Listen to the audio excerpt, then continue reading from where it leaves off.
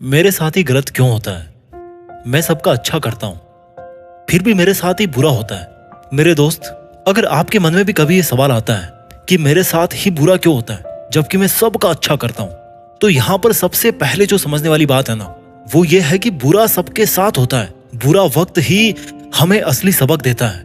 कभी कभी ऐसा होता है कि हमने किसी के साथ बहुत अच्छा किया और हमारे साथ बुरा हो गया, पर इसका मतलब ये नहीं है कि हम अच्छाई का साथ छोड़ दें।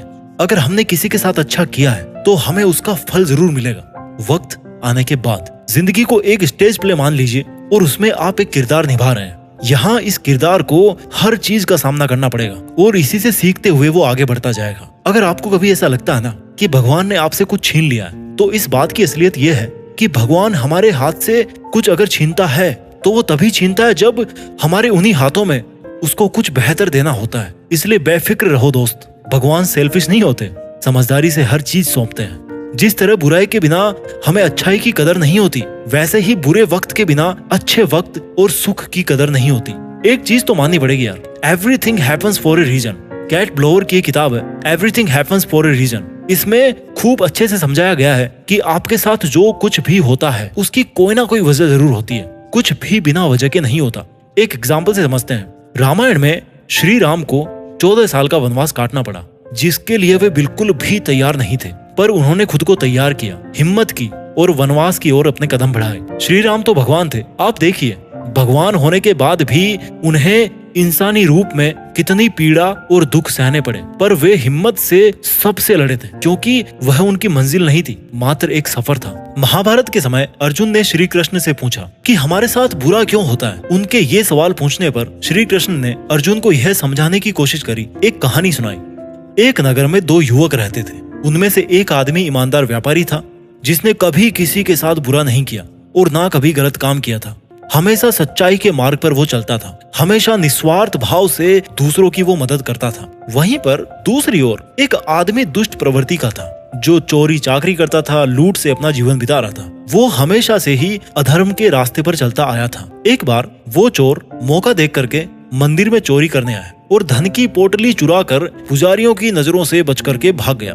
थोड़े समय के बाद वहीं पर वो व्यापारी पूजा करने आया।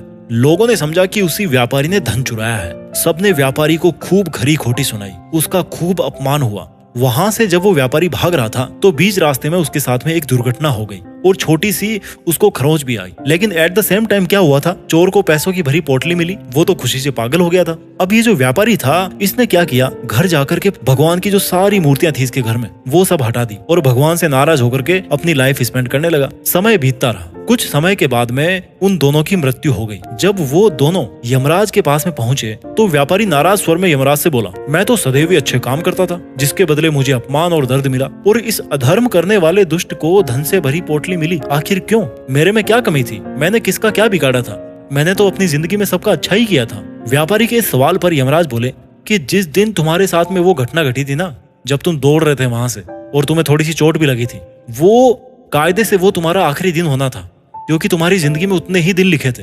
लेकिन तुम्हारे जो अच्छे कर्म थे ना पास्ट के, उनकी वजह से तुम्हारी जो उस दिन की लिखी हुई जो मौत थी, वो केवल एक छोटी सी चोट में बदल के रह गई।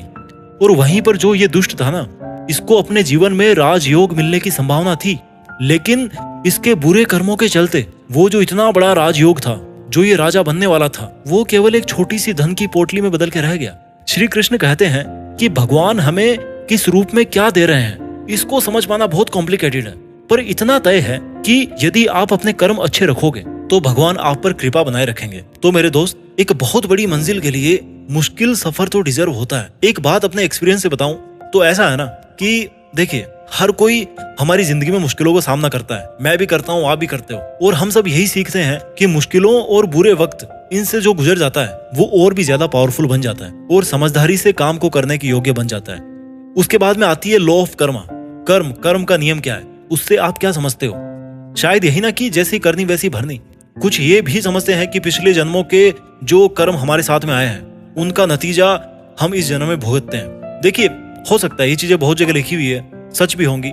मेरा जो पर्सनल ओपिनियन है, मैं किसी पर थोप नहीं रहा, मेरा जो पर्सनल ओपिनियन है वो ये है कि हमारे लिए सबसे इंपॉर्टेंट, अगर हमने जन्म लिया है तो हमारे लिए सबसे इंपॉर्टेंट है ये वाली लाइफ जो अभी हम जी रहे हैं। अच्छा हो या बुरा हो, वो हमें इसी जन्म में देखना पड़ेगा। सिंपल भाषा में अगर मैं बताऊं तो किसी ना किसी रूप में आपके इनपुट्स जो होंगे, आप जो काम कर रहे हो उसी का आपको आउटपुट मिलेगा, उसी तरह के आपको आउटपुट मिलेंगे और वैसा ही रिजल्ट आपको देखने को मिलेगा।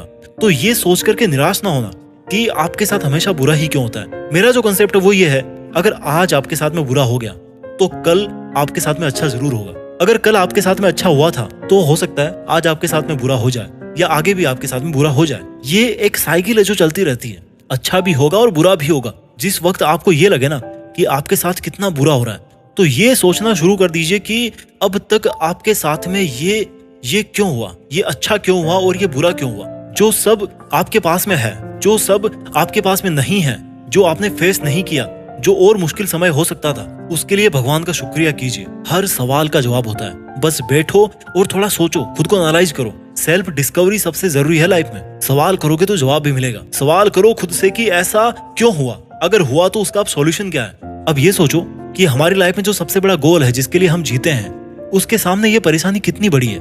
ये सब मैं सही कर रहा हूँ। जब आपकी लाइफ में आपके लिए आपका गोल सबसे इंपॉर्टेंट होगा ना, तो ये जितनी भी प्रॉब्लम्स है ना वो बहुत छोटी लगने लग जाएगी।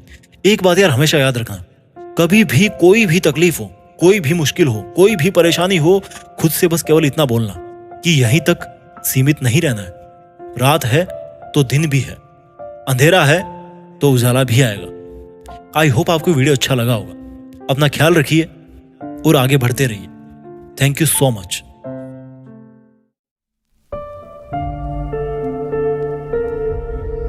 जीत फिक्स।